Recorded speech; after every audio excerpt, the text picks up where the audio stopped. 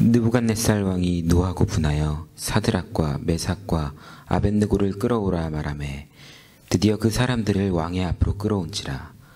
느부갓네살이 그들에게 물어 이르되 사드락 메삭 아벳느고야, 너희가 내 신을 섬기지 아니하며 내가 세운 금신상에게 절하지 아니한다 하니 사실이냐? 이제라도 너희가 준비하였다가 나팔과 피리와 수금과 사명금과 양금과 생황과 및 모든 악기 소리를 들을 때 내가 만든 신상 앞에 엎드려 절하면 좋거니와, 너희가 만일 절하지 아니하면 즉시 너희를 맹렬히 타는 풀무불 가운데 던져 넣을 것이니 능히 너희를 내 손에서 건져낼 신이 누구이겠느냐 하니, 사드락과 메삭과 아벳느고가 왕에게 대답하여 이르되 느부갓네살이여, 우리가 이 일에 대하여 왕에게 대답할 필요가 없나이다. 왕이여, 우리가 섬기는 하나님이 계시다면 우리를 맹렬히 타는 풀무불 가운데서 능히 건져내시겠고 왕의 손에서도 건져내시리이다. 그렇게 하지 아니하실지라도 왕이여, 우리가 왕의 신들을 섬기지도 아니하고 왕이 세우신 금신상에게 절하지도 아니할 줄을 아옵소서. 아멘.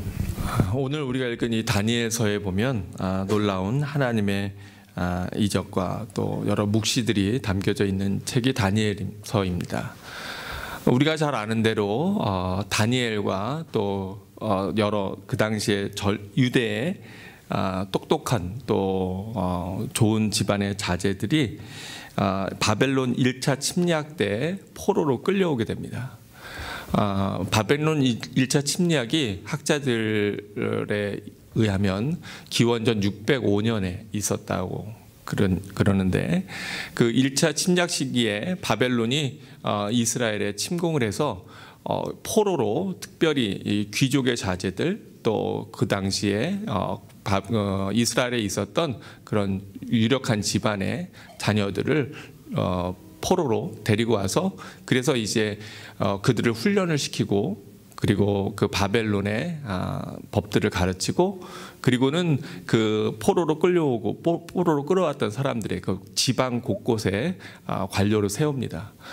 아수르는 피를 섞는 그런 혼혈 정책을 썼다면, 바벨론은 여러 나라를 흡수하면서 그 나라들의, 그 민족들의 동요를 잠재우기 위해서 그 지역에 있는 사람들을 관리로 키우고 관리로 세워서, 그래서 어느 정도의 그 지도권을 주면서 그 사람들을 또 그 지역을 관리하도록 그렇게 했기 때문에 바벨론에서는 일부러 정책적으로 자기들이 식민지로 삼은 지역의 똑똑한 젊은이들을 성장시키고 키워서 지방 관료로 사용하는 것이 그들의 통치 전략이었습니다.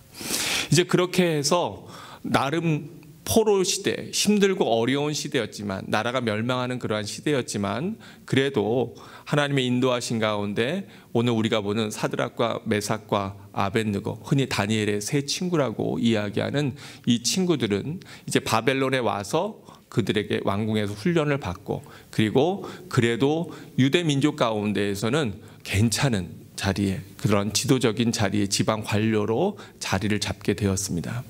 그런데 그 안에서는 늘 알력과 또 여러 가지 정치적인 것들이 늘 작용하잖아요. 이 정치라고 하는 것이 참 힘든 건 뭐냐 하면, 내가 어느 라인에 서야 되고, 또 내가 원하지 않아도 나의 정적들이 생기고 반대파가 생기고 이런 일들이 많기 때문에 참 쉽지 않은 일인데, 역시 그렇게 여러 민족들 가운데 또 이렇게 특별히 왕이 이 청년들을 좋게 보고 또 그들에게 여러 가지 우대를 했기 때문에 원하지 않아도 그 유대 관료들, 청년들을 싫어하는 그러한 사람 무리들이 있었습니다. 안타까운 것은 이 바벨론이 이방신을 섬기는 그러한 나라였기 때문에 이 느부갓네살 왕이 자기의 권력을 나타내기 위해서 금신상을 지은 것을 우리가 성경을 통해서 오늘 이 다니엘서 3장 앞절에 보면 살펴볼 수가 있습니다. 그 높이가 얼마나 컸냐면 대충 지금으로 환산해 보면 27m에 달하는 그러한 거대한 아주 신상을 세우고요. 그리고 그 신상을 이제 공개하는 낙성식에서 모든 관료들을 다 모으고, 그리고 여러 가지 악기들을 동원해서 그 신상에게 절하는 것을 법령으로 내립니다. 만약에 이 신상에게 절하지 않는 것은 왕의 명령을 거역하는 것이다, 이렇게 생각해가지고, 그래서 그 사람 만약에 거기에 절하지 아니하면 다 풀무불에 던져서 불살라 버리겠다, 그런 엄한 명령을 내리게 됩니다. 근데 이스라엘 민족은 우리가 잘 아는 대로 하나님이 출애굽 시대에 주신 10계명이 있어요. 우리의 신앙의 기초가 되는 그러한 10계명이 있는데, 그 10계명의 제2계명이 뭡니까? 출애굽기 20장에 보면 10계명의 제2계명이 이렇게 되어 있어요. 너를 위하여 새긴 우상을 만들지 말고, 또 위로 하늘에 있는 것이나 아래로 땅에 있는 것이나 땅 아래 물속에 있는 것에 어떤 형상도 만들지 말며 그것들에게 절하지 말며 그것들을 섬기지 말라. 나 네 하나님 여호와는 질투하시는 하나님이신즉 나를 미워하는 자의 죄를 갚되 아버지로부터 아들에게로 3, 4대까지 이르게 하거니와 나를 사랑하고 내 계명을 지키는 자에게는 1000대까지 은혜를 베푸느니라. 교회에는 왜 하나님의 형상이 따로 만들어져 있지 않습니까? 왜냐하면 하나님께서 하늘에 있는 것이나 땅에 있는 것이나 물속에 있는 그 어떤 것으로도 형상을 만들고 그것에 절하고 섬기지 말아라, 그렇게 명령을 하셨기 때문이에요. 왜 그런 명령을 하셨을까요?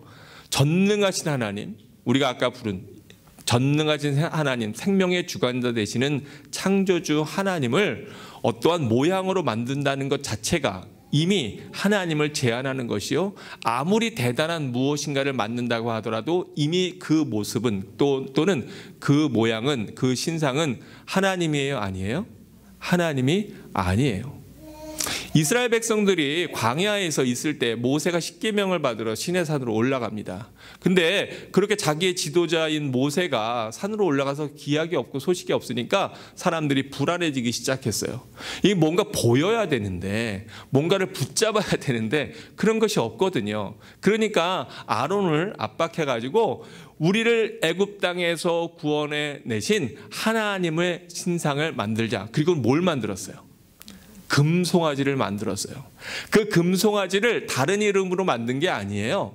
무슨 바알이라든가 아세돗이라든가 다른 이름으로 만든 게 아니라 바로 이 금송아지가 우리를 애굽 땅에서 구원해 주신 여호와 하나님이다, 그리고 만든 거예요. 그런데 우리가 잘 아는 대로 하나님이 그것에 대해서 너무나 진노하시고 분개하셔서 그것을 다 갈아서 없애버리고 또 사람들로 하여금 그것을 먹어버리도록, 그래서 하나님께서 책망하시고 또 마음 아파하시는 것을 우리가 볼 수가 있습니다. 그래서 우리 사람들은 뭔가 자꾸만 뭔가를 붙잡으려고 하고 또 뭔가 보여지는 것을 원해요. 그렇지만 그것 가지고 우리가 붙잡게 되면 더 이상 그것은 절대로 하나님이 아니라는 것, 그것을 우리가 분명히 깨달아야 될 것이고, 그래서 무엇인가 어떻게 보면 허전하게 느껴지지만 그러나 보이지 않는 하나님, 우리와 함께 하시는 하나님, 나와 함께 하시는 그 전능하신 여호와 하나님을 온전히 섬기는 것이 기독교의 신앙입니다. 그러한 명령이 있기 때문에 여기에 절하면 안 되는 거예요. 그런데 우리가 살아가면서 이러한 상황들에 맞닥뜨릴 때가 많이 있습니다. 신앙적으로 내가 갖고 있는 어떠한 그러한 하나님 앞에서 갖고 있는 원칙이 있어요. 그런데 그 원칙을 무너뜨려야 될 때가 종종 발생합니다. 주일 성수라든가 또는 우리가 살아가면서 어떤 것들을 선택하고 결정해야 되는데, 이건 하나님이 기뻐하시는 것이 아니지만 또 하나님이 원하시지 않는 것이지만 상황에 따라서 또는 나의 안위에 의해서 안위를 위해서 어쩔 수 없이 우리로 하여금 마음의 갈등을 일으키고 또 우리가 그런 것들에 굴복하게 될 때가 많이 있습니다. 비근한 예로 불과 100여 년 전에 우리나라가 일본에 의해서 침략을 당했을 때 바로 신사참배라고 하는 것을 강요했어요. 그래서 여러 신자들이 일본의 신사에 가서 절을 하고 또 일본 천황에게 절을 하는 것을 강요했습니다. 사실은 많은 교회가 또 많은 목사님들이 거기에 절을 하게 되었어요. 그러나 우리가 아는 대로 어떤 목사님들은 생명을 걸고 목숨을 걸고 그것을 지켰기 때문에 그래서 우리가 그 이후에 그 믿음을 본받고자 또 말씀으로 그분들의 귀한 그러한 섬김과 희생을 우리가 기념하고 기억하기도 합니다.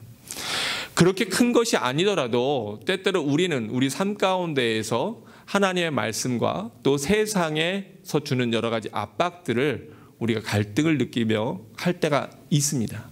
예를 들면 내가 주일 청소를 꼭 하고자 하고 또 하나님의 말씀인데 명령인데 그날 뭐 시험이 있다든가 어떤 다른 일들이 있어서 하나님 앞에 나오지 못한다든가 또는 내가 절대로 내 입에 내가 술 같은 거 먹지 않겠다 또는 세상의 것들을 취하지 않겠다 그랬지만 군대에 가가지고 막 두드려 맞으면서 이거 마시라고 뭐 이렇게 강요를 당할 때도 있고 또 직장에서 바른 것이 아니지만 잘못된 것이지만 그냥 그것에 대해서 눈 감고 일을 하라고 그렇게 비리를 저지르도록 압박을 받거나 어려움을 겪을 때가 우리가 있습니다.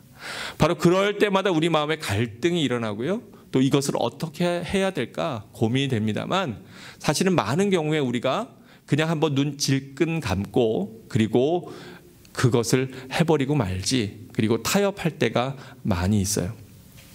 어떻게 보면 오늘 본문에 나오는 사드락과 메삭과 아벳느고도 많은 사람들이 바로 이렇게 풍악이 울리고 소리가 날 때에 그냥 꾸벅 절했으면 그러면 그냥 넘어갈 수 있었을지도 몰라요. 그런데 모든 방백들이 다 그 신상에 절하는데 거기에서 고개를 빳빳이 들고 서 있다고 하는 것, 이거 정말 보통 믿음이 아니죠. 얼마나 그것이 어렵습니까? 왜냐하면 바로 그렇게 되어지면 죽기 때문이에요. 그 모습을 보고 다른 관료들이 왕에게 참소를 합니다. 그런데 왕이 이 사드락과 메삭과 아벳느고를 긍휼히 여겼어요. 불쌍히 여겼어요. 또 그들을 총애했기 때문에 그들을 죽이고 싶은 마음이 없었습니다.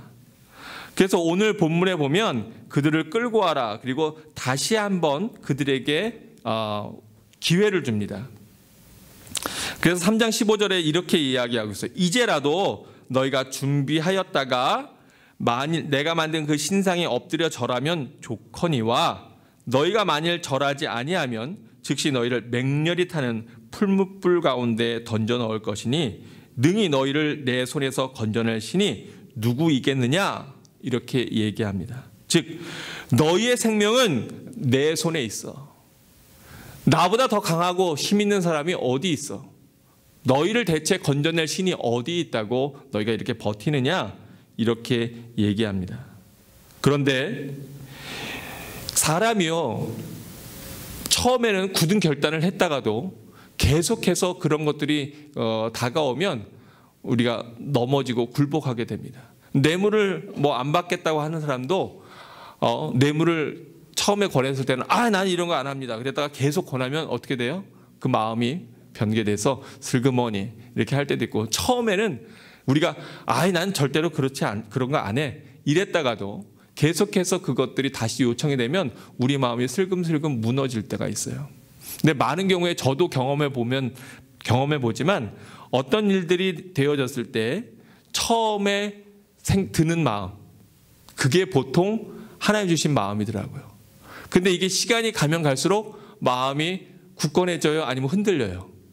흔들려요. 그럴 때가 많이 있어요. 하나님 앞에 무엇인가 뜨거운 은혜를 받고 작정을 해요. 하나님, 제가 이렇게 하나님 앞에 작정합니다. 그리고 이게 작정했으면 빨리 실행해야지 그 실행을 늦추다 보면은 우리의 마음이 자꾸 흔들려요. 그리고 또 다른 유혹들이 우리에게 다가올 때가 많이 있어요. 제 경험엔 그래요. 제 경험에는 대부분 처음 가졌던 마음, 그게 하나님 주신 마음일 때가 많이 있더라고요. 이렇게 왕이 또 특별히 권하는데 그 왕의 제안을 무시한다면 얼마나 그 왕에게는 또 치욕스러운 일이 되겠습니까? 웬만하면 살려주려고 하는데 그런데 그것을 거절하니 그러니 그것이 얼마나 왕에게 더 화가 나겠어요. 그래서 왕이 뭐라고 멸명하냐면 지금 있는 이 풀무불보다도 7배나 더 뜨겁게 불을 아주 활활 태워서 뼈도 남지 않도록 다 태워버려라. 이렇게 명령합니다. 얼마나 그 불이 뜨거웠는지 이 사드락과 메삭과 아벳느고를 데리고 그리고 체포해가지고 가던 주변의 사람들이 다 들어가기도 전에 그 열기에 타서 재가 될 정도로 그렇게 뜨겁게 만드는 그러한 상황입니다. 여러분, 그러한 상황에서 우리가 믿음을 지킬 수 있을까? 참 정말 어려운 일이에요. 저도 지금 생각으로는 하나님, 제가 생명을 걸고 주님 앞에 믿음을 지키겠습니다, 이렇게 말은 하지만 실제로 그 상황에 되어졌을 때 제가 믿음을 지킬 수 있을까? 네, 그건 가봐야 할 것 같아요. 여러분, 그때라도 우리 모두가 믿음을 지키기 위해서 기도하시기 바랍니다. 네, 저도 믿음을 저버리지 않는 목사가 되도록 여러분 기도해 주시기를 바랍니다. 그렇게 굳건한 믿음, 그 믿음을 갖는 것이 중요합니다. 그런데 오늘 본문에 보면 더 귀한 것이 뭐냐면 사드락과 메삭과 아벳느고는 하나님께서 함께 하시고 지키시고 보호해 주실 거라고 하는 믿음이 있었어요. 그래서 이렇게 얘기합니다. 느부갓네살 왕이여, 우리가 이 일에 대하여 왕에게 대답할 필요가 없나이다. 17절에 보니까 왕이여, 우리가 섬기는 하나님이 계시다면 우리를 맹렬히 타는 풀무불 가운데서 능히 건져내시겠고 왕의 손에서도 건져내시리이다. 생명의 주관자는 바로 당신이 아니라 하나님이라고 하는 엄청난 고백을 합니다. 하나님께서 우리를 돌보시고 함께 하시기 때문에 우리를 지키시고 인도하실 것이다. 우리가 어려운 일을 겪을 때, 절망스러운 상황이 있을 때 하나님을 향한 이러한 분명하고 투철한 믿음이 분명히 필요합니다. 그런데 더 위대한 것은 뭐냐 하면 3장 18절에 뭐라고 얘기하고 있나요? 처음에 앞에 부분을 한번 읽어볼까요? 그렇게 하지 아니하실지라도, 그렇게 하지 아니하실지라도. 왕이시여, 우리의 믿음은 하나님께서 우리를 지키시고 우리를 건져내실 것이라고 그렇게 믿습니다. 그런데 우리의 생각과 하나님의 생각이 다르고 우리의 뜻과 하나님의 뜻이 달라서, 그래서 우리의 기대나 우리의 바람대로 되지 않는다 할지라도 하나님께서 하나님의 또 다른 섭리와 계획 가운데 그리 아니하실지라도 그래도 나는 하나님을 향한 믿음을 저버릴 수 없습니다 라고 고백하고 선포하고 있는 것입니다. 저들은 생명이 왕의 손에 달린 것이 아니라 그들이 섬기는 하나님께 있고 그것 때문에 하나님이 건져주실 것이라고 분명히 고백하고 있습니다.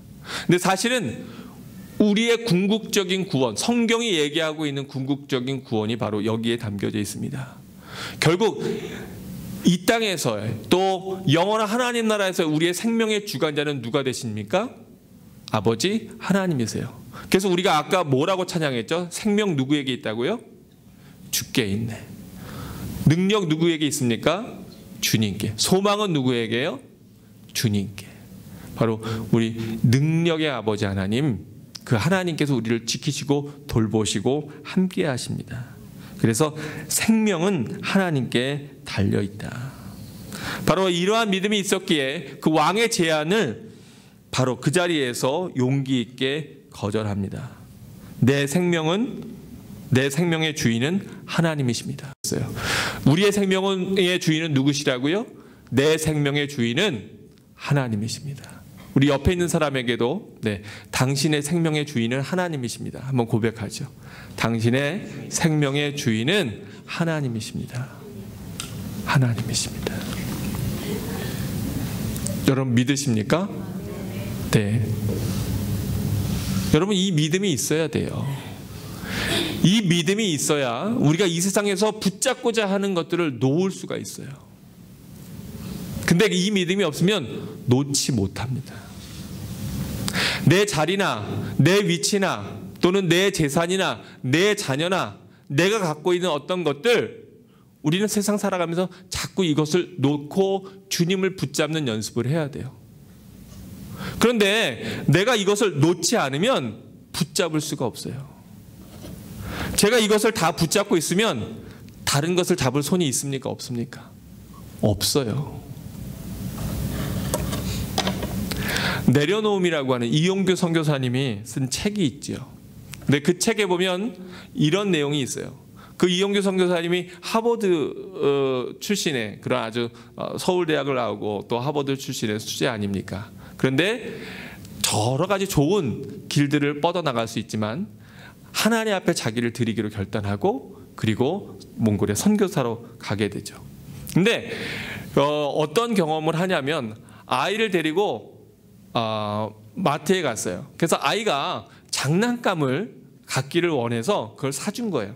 얘가 좋아가지고 이걸 붙잡고 있습니다. 신나서 붙잡고 있어요. 그런데 이제 계산대를 지나야 되잖아요. 계산대에 계산하려면 이걸 내려놔야 되는데 이거를 달라고 하는데 안 주는 거예요. 이거 뺏기는 것 같아서 싫다는 거예요. 그런데 이걸 내려놓고 계산을 해야 그래야 진짜 내 거가 되는 거 아닙니까? 근데 우리가 그럴 때가 많이 있어요. 뭔가를 붙잡고 이거 놓으면 죽을 것 같아. 내 직장이라든가 또는 내가 지금까지 갖고 있는 통장이라든가 내 재산이라든가 집이라든가 내 자녀라든가 어떤 것 이거 붙잡고 이거 놓으면 죽을 것 같아요. 그거 못 놔요. 그래서 근데 계산대 앞에서 물건을 내가 쥐었다고 하더라도 이거 아직 내 거 아니거든요. 내가 내려놓고 계산대를 통과해야 그 다음에 하나님이 진짜 내 걸 주실 텐데 우리가 그거 놓지 못해서 그래서 사업이나 또 여러 가지 많은 면에서 실패하고 또 그것을 잃어버리는 그러한 경우들이 얼마나 많이 있습니까? 우리의 생명도 그런 것 같아요. 우리에게 질병이 생기면 우리에게 몸에 아픔이 있으면 우리가 어떻게든 사람이 살기를 바라요. 그것이 당연한 마음이죠. 그런데 바로 거기에서도 생명을 주관자 되시는 하나님을 믿고 하나님께서 나에게 인도하신 그 길을 믿고 나아간다면 하나님이 그걸 통해서 더 큰 은혜를 주시는데 우리가 그것 놓지 못해서 불안해하고 두려워하고 걱정하고 염려하다가 오히려 그 마음의 짐과 눌림 때문에 그 스트레스 때문에 더 건강을 빨리 잃어버리는 경우가 얼마나 많이 있습니까? 사드락과 메삭과 아벳느고는 이렇게 어려운 가운데에서도 좋은 지위를 얻고 흔히 얘기하는 잘 나가는 사람이 되었지만 그러나 결정적인 순간에 그것들을 놓는 그러한 훈련을 또 그러한 마음을 하나님 갖게 됩니다. 목회자도 그래요. 목회를 하다가 그것을 내려놓는다고 하는 것이 참 쉽지 않습니다. 정말 어렵습니다. 아무것도 아니지만 그래도 선교지에 가서 뭔가를 이렇게 갖춰놓고 만들어 놓고 뭔가를 성취했는데 뭐 센터도 만들고 여러 가지 또 이루어 놨는데 그것을 내려놓는다는 게 그렇게 쉽지가 않아요. 또 목회를 하고 성도들을 돌보고 이렇게 하다가 물론 아주 막 힘들고 어려워서 너무 힘들다 이래서 놓는 것이 아니고 남들이 보기에 그래도 괜찮은데 그런 것들을 놓고 내려놓는다는 것이 쉽지 않습니다. 왜요? 우리에게 미래에 대한 걱정과 염려가 다가오거든요. 내 자녀는 어떻게 할까? 내 애들은 우리 가정은 대체 앞으로 어떻게 살까? 이게 얼마나 막막하고 힘듭니까? 아마 사업을 하다가 그것을 내려놓는 분들 또 무엇인가를 하다가 그것을 내려놓은 경험들이 있는 분들이 같은 마음을 가질 거예요. 참 쉽지 않고 그 미래가 염려되고 불안하죠. 그런데 바로 그때에 뭐가 필요해요? 하나님을 향한 믿음이 필요해요. 나는 하나님의 자녀다. 우리 가족은 하나님이 돌보시고 하나님이 책임지시고 하나님이 함께 하실 거다. 하나님이 붙잡아 주실 거다. 저도 이렇게 놓는 경험들을 하게 되는데요. 더 감사한 것은 그렇게 놓고 나면 죽을 것 같은데 지나고 보면 하나님이 더 좋은 걸 주실 때가 많아요. 여러분 믿으십니까? 네. 저도 옛날에 참 그거 내려놓는데 갈등과 고민이 많았어요. 근데 그걸 내려놓으니까 하나님이 이렇게 너무나 귀하고 좋은 성도들을 하나님 허락하시잖아요. 별로 동의를 안 하시는가 본데, 근데 저는 그렇습니다. 하나님이 이렇게 너무나 좋고 귀한 성도들을 하나님 허락하시잖아요. 제 진짜 고백입니다. 여러분과 함께 목회하고 여러분을 섬기고 여러분을 위해서 기도하는 것이 제가 참 기쁨이고 감사하고 그래요.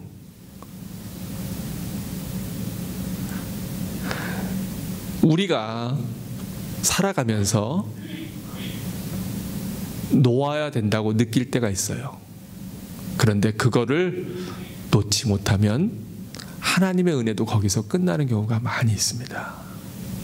그런데 믿음을 가지고 그것을 내려놓으면 하나님이 더 좋은 것으로, 또 더 합당한 것으로, 더 하나님 기뻐하시는 길로 인도할 때가 많이 있어요.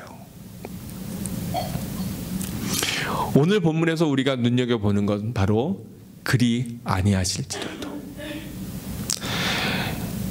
조건적인 신앙은 그래도 수월합니다. 조건적인 신앙이라는 건 어떤 거예요? 내가 하나님 믿었더니 하나님이 이것도 주시고 저것도 주시고 길도 열어주시고 잘 되게 하시더라. 할렐루야, 얼마나 좋습니까? 저는 우리 모든 성도들이 그런 하나님의 풍성한 은혜를 누리고 체험하고 경험하기를 주의 이름으로 축원합니다. 축원합니다. 진심입니다. 여러분 가정이 다 잘 되고 여러분의 자녀들이 다 잘 되고 여러분의 앞길이 활짝 열리기를 주의 이름으로 간절히 바라고 축원합니다. 그런데 그렇지 못할 때가 있어요, 없어요? 있어요. 많은 사람들이, 많은 성도들이 조건적인 신앙을 갖습니다.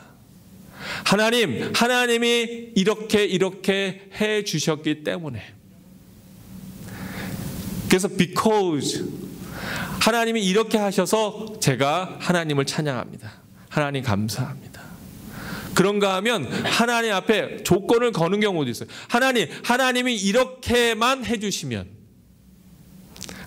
하나님께서 저희 집값만 그냥 확 올라가게 해주시면, 하나님께서 인도해 주셔서 좋은 직장을 얻어서 집만 마련하게 해주시면, 하나님 우리 자녀가 이렇게만 되게 해주시면, 하나님 제가 이런 직장이나 또 이런 위치에만 오르게 해주시면, 이런 조건적인 신앙이 많이 있어요.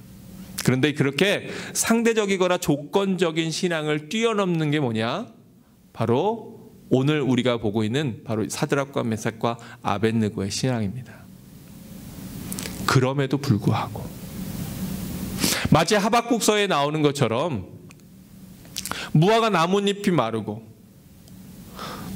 외양간에 소가 없으며 또 내가 하나님 앞에 바라고 원하는 것들이 이루어지지 않는다 할지라도 나의 소망과 기대는 있지만 그러나 그것이 하나님의 생각과 달라서 하나님의 인도하심은 그것과 다르다 할지라도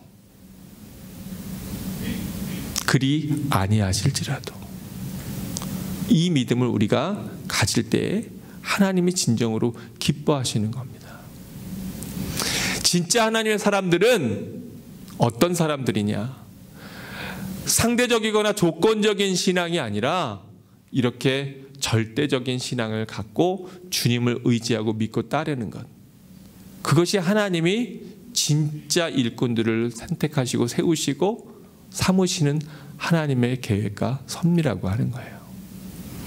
정말로 하나님을 신실하게 열심으로 섬겼던 많은 사람들이 우리의 기대와 우리의 바람과는 다르게 이 땅에서의 삶은 어렵거나 힘들거나 고통과 고난 가운데 점철되었던 삶을 살았던 경우가 굉장히 많습니다.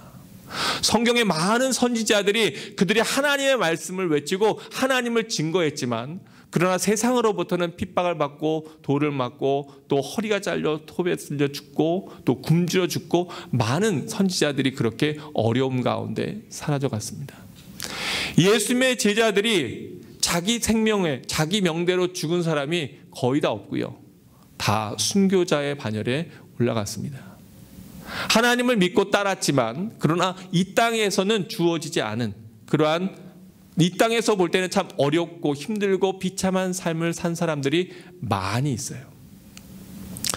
하나님 앞에 믿음을 가지고 그리고 선교지로 나아갔지만 그러나 그 선교지에서 병을 얻어서 여러 가지 어려움 가운데 고통과 고난 가운데 있는 그러한 목회자나 선교사님들이 많이 있습니다. 자녀를 잃은 분도 있고 사랑하는 아내를 잃은 경우도 있고 자기의 건강을 잃어버린 경우도 있고요. 우리가 이 땅에서 볼 때에는 그것이 참 어리석은 것 같고 바보 같은 모습이지만 그리고 오히려 그 모습 가운데에서 하나님은 정말 계신가? 라고 하는 질문을 우리로 하여금 갖게 하지만 그러나 여러분 성경의 말씀들, 성경의 인물들을 한번 여러분 잘 살펴보십시오. 대부분의 많은 하나님의 일꾼들은 사실은 이 땅에서는 많은 것들을 누리지 못한 경우가 훨씬 더 많습니다. 그런데 성경은 뭐라고 말씀합니까? 바로 이 땅에서의 누림이 아니라 영원한 하나님 나라의 상급을 바라보고 나아가라고. 이 땅에서 잠깐 겪는 그 고난의 어려움은 장차 하나님이 주실 그 은혜의 상급과는 비교할 수 없다고, 그 영광과는 비교할 수 없다고 성경은 이야기합니다. 그런데 하나님께서는 바로 이 다니엘, 사드락과 메삭과 아벳느고에게 더 사명이 있었던가 봐요. 하나님께서 생명을 더 연장해 주시고 또 하나님께서 더 은혜를 끼치시고 하는 것은 하나님의 주권 아래에 있습니다. 아마도 사드락과 메삭과 아벳느고는 거기에서 하나님의 계획하심과 인도하심이 또 따로 있었던 것 같아요. 그래서 그들에게는 생명을 하나님께서 풀무불에서 구원해 주시는 은혜를 허락합니다. 그런데 우리가 성경에 보면 그것도 하나님의 주권 아래에 있어요. 왜 그래요? 바울과 실라가 옥에 갇혔고 또 여러 가지 많은 어려움 가운데 있었지만 하나님의 은혜를 베푸셔서 그들을 그곳에서 옥문이 열리고 나오도록 그렇게 하시고 또 탈출하도록 하시죠. 하나님의 은혜예요. 그것도 하나님의 은혜인데 그런데 바울의 마지막이 어떻게 됐죠? 로마에서 목이 잘려 죽었어요. 왜 하나님이 어떤 때는 은혜를 베푸시고 기적적으로 구원하시는데 또 어떤 때는 그 순교와 그 죽음을 허락하실까? 하나님의 주권 아래에 있어요. 베드로가 예루살렘 당국자들에 의해서 붙잡혀서 이제 목숨이 경각에 달렸는데 바로 그때 그래서 성도들도 기도하지 않았어요. 성도들도 살아 돌아올 거라고 기대하지 않았어요. 왜냐하면 베드로가 나타났을 때 다 너가 귀신을 봤다고. 어린아이가 베드로가 지금 문 앞에 있다 그럴 때 아니라고 네가 잘못 봤을 거라고 귀신을 봤다고 이렇게 얘기했거든요. 그런데 그때는 하나님이 풀어주시고 살려주셨어요. 그런데 베드로도 결국은 마지막에 십자가에 거꾸로 달려서 죽음의 자리에 나아갔습니다. 그러니까 하나님께서 살리시고 또는 하나님께서 영광 받으시기 위해서 또는 하나님의 다른 계획 가운데에서 우리가 생각하는 그런 기적이 벌어지고 벌어지지 않거든 하나님의 절대적인 주권 아래에 있어요. 근데 그것까지도 우리가 믿음으로 순종하고 받아들이는 것, 그것이 우리가 예수 그리스도의 장성한 분량에 이르는 것입니다. 왜요? 예수님이 겟세마네 동산에서 뭐라고 기도하십니까? 아버지여, 할 수만 있거든 이 잔을 제하여 주십시오. 그러나 내 뜻대로 마시고 아버지의 뜻대로 이루어지게 하옵소서. 그것이 우리가 하나님 앞에 올려드려야 되는 진정한 믿음의 기도라 저는 그렇게 믿습니다. 하나님의 은혜로 그렇게 뜨거운 풀무불 가운데에서 사드락과 메삭과 아벳느고를 하나님의 천사를 보내서 보호하시고 또 건져내십니다. 그 놀라운 광경에 이 느부갓네살이 충격을 받았어요. 그리고 바로 이때는 하나님께서 그 일들을 통해서 하나님의 은혜를 나타내고자 하셨던 것 같아요. 또 하나님의 영광을 드러내고자 하셨던 것 같아요. 그래서 다니엘서 3장 28절에 보면 오히려 이 느부갓네살이 하나님을 찬양하고 하나님 앞에 영광 돌리는 것을 이렇게 기록하고 있습니다. 느부갓네살이 말하여 이르되 사드락과 메삭과 아벳느고의 하나님을 찬송할지로다. 그가 그의 천사를 보내사 자기를 의뢰하고 그들의 몸을 바쳐 왕의 명령을 거역하고 그 하나님 밖에는 다른 신을 섬기지 아니하며 그에게 절하지 아니한 종들을 구원하셨도다. 그러므로 내가 이제 조서를 내리노니 각 백성과 각 나라와 각 언어를 말하는 자가 모두 사드락과 메삭과 아벳느고의 하나님께 경솔히 말하거든 그 몸을 쪼개고 그 집을 거름터로 삼을지니 이는 이같이 사람을 구원할 다른 신이 없음이니라 하더라. 왕이 드디어 사드락과 메삭과 아벳느고를 바벨론 지방에서 더욱 높이니라. 아멘. 하나님께서 은혜를 베풀어 줘서 그 놀라운 광경을 통해서, 이적을 통해서, 그래서 하나님의 영광을 드러내고 나타내는 것을 볼 수가 있습니다. 얼마나 감사한 일입니까? 그런데 혹시 하나님이 그 사드락과 메삭과 아벳느고가 그냥 그 속에서 불타 죽도록 놔두셨다고 하더라도 그것이 하나님이 그들에겐 불행한 일이었을까요? 여러분 어떻게 생각하십니까? 그 이후에 이야기는 어떻게 되었을까요? 아마 만약에 이 성경의 내용이 바뀌어서 그들이 그 속에서 불타 죽었다면 그 다음에 그 후편의 이야기는 이렇게 전개될 거라 저는 믿습니다.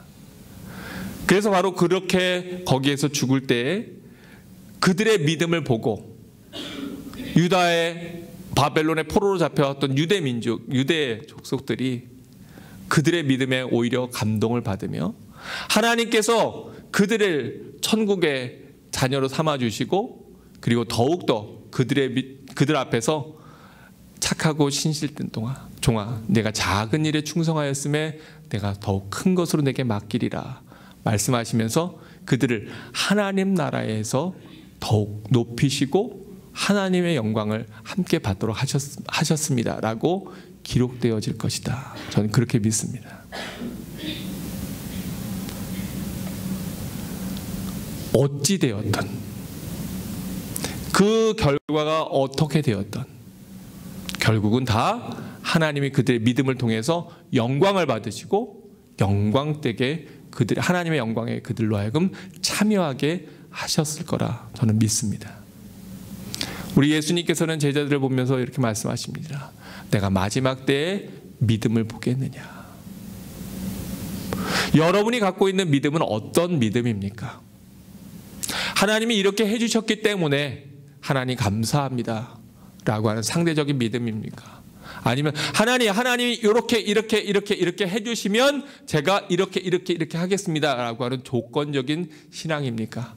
아니면 하나님 어찌 되든지 간에 내 생명이 어찌 되든 나의 앞의 길들이 어찌 되든 하나님께서 어떻게 나를 인도하시고 이끌어 가시든 저는 그 하나님을 믿고 신뢰합니다 라고 하는 절대적인 무조건적인 그러한 신앙을 갖고 살아가시겠습니까? 여러분 누가 제일 행복할까요? 누가 제일 든든할까요? 누가 제일 하나님 앞에 기쁨을 드릴 수 있을까요? 믿음이 없이는 기쁘시게 못하나니 하나님께 나오는 자는 반드시 그가 계신 것과 자기를 찾는 자들에게 상 주시는 이심을 믿어야 할지니라. 우리가 상을 이 땅에서 잠깐 받든 아니면 더 큰 상을 하나님 나라에서 받든 바로 믿음을 지키고 하나님 앞에 달려간 자들에게는 하나님이 상으로 예비하고 계신다고 하는 거예요. 그거 이 땅에서 조금 더 먼저 맛보든 아니면 더 크게 하나님 나라에서 맛보든 그건 하나님의 주권 아래에 있는 것이고 결국 우리가 이 땅에서 나아갈 그 마지막은 믿음으로의 승리를 향한 걸음이라고 하는 겁니다. 여러분 이걸 정말 믿으십니까? 그렇다면 오늘 내가 절망하고 실망할 이유가 대체 무엇입니까? 왜 내 마음에 낙심이 됩니까? 내 지금 환경이 좀 어려워서요? 내가 여러 가지의 우겨싸움을 당하고 있어서요? 내가 건강을 좀 잃어서요? 내가 좀 병중에 있어서요? 내가 생각한 대로 내가 계획한 대로 일들이 좀 잘 풀려나가지 않아서요? 아니요. 여러분 그 모든 것 가운데 우리를 주관하시는 하나님의 손길 또 그러한 가운데서도 나를 주님 앞에 불러주시고 함께 예배할 수 있는 믿음을 주신 그 하나님을 찬양할 때 우리는 어떠한 상황에서도 어떠한 환경 가운데서도 주님께 찬양하며 기뻐하며 영광 돌릴 수 있습니다. 사랑하는 성도 여러분, 저는 여러분들이 진정으로 기드온의 300용사처럼 그렇게 하나님의 귀한 용사들이 되기를 주의 이름으로 축원합니다. 이러한 절대적인 믿음, 분명한 신앙을 가져서 이 마지막 때에 내가 마지막 때에 믿음을 보겠느냐라고 할 때 하나님 저요, 하나님 저요, 저 좀 봐주세요. 하나님 제가 믿음 지키고 하나님 앞에 기쁨 드리겠습니다. 이렇게 고백하고 선포하는 여러분 모두가 되셔서 이 땅에서뿐만 아니라 영원한 하나님 나라의 큰 은혜를 누리는 모두가 되시길 주의 이름으로 축원합니다. 기도하겠습니다.